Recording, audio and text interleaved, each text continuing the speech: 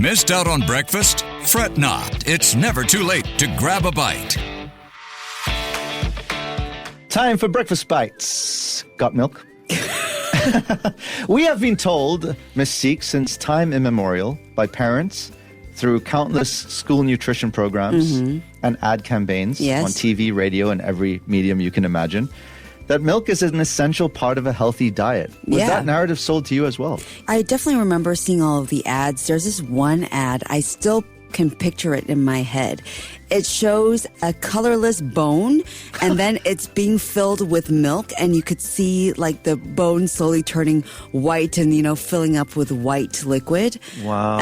And it's just such a visceral kind of, wow, like it does kind of fill up your bones, basically. Yeah. And it's good for strengthening your bones.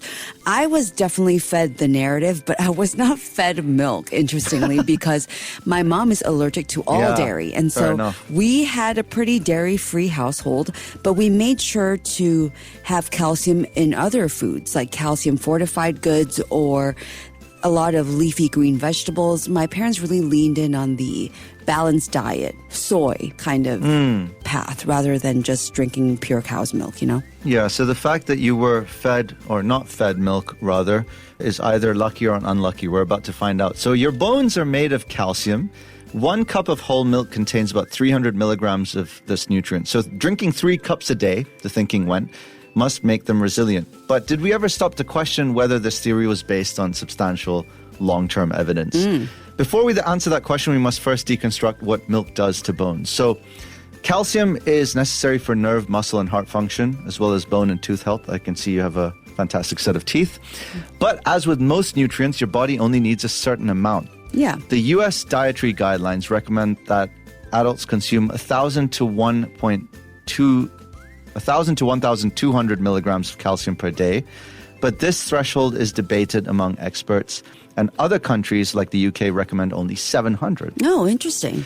Now, in the past, clinical trials found that when children and adults who weren't eating enough calcium increased their consumption, their bone densities increased by up to 3%. But experts say those gains were too small to meaningfully reduce fracture risk.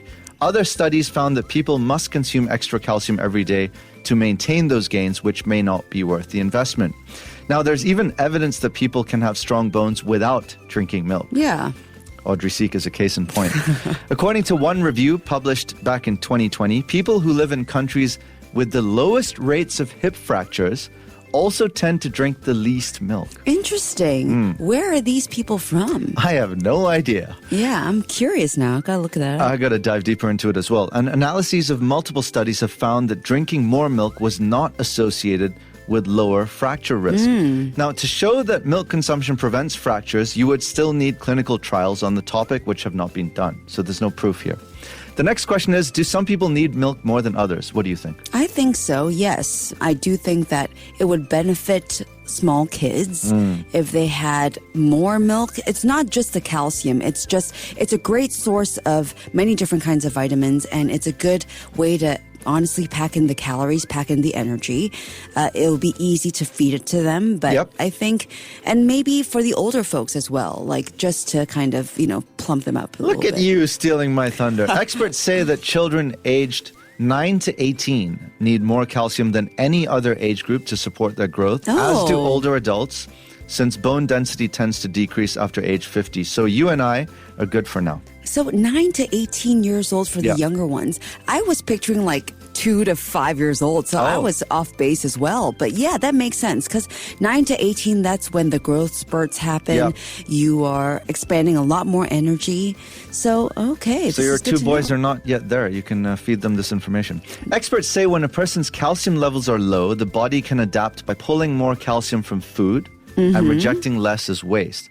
But this ability declines with age. And when the body isn't getting enough, guess where it pulls calcium from? From the bones. And what does that mean for the bones? They get weaker. Oh, wow. There you go. So regardless, milk can be one of the most convenient sources of calcium, along with other nutrients like protein, potassium, and phosphorus. But we have other foods as well. Tofu, bony fish, leafy vegetables, fortified orange juice, or even plant-based milk that can also be good sources, even if they have less calcium per serving. The best option for calcium, however, might be fermented dairy products like yogurt and cheese. Yeah. Because they support a healthy gut microbiome.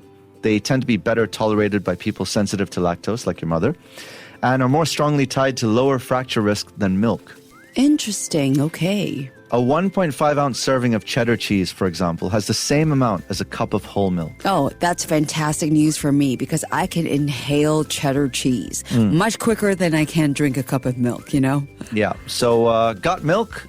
If the answer is yes, then ask the question, do I need it? Figure it out. If you like milk, drink it. If you don't like it, or if you can't tolerate, use some other source. What do you call the greatest milk ever made, Audrey?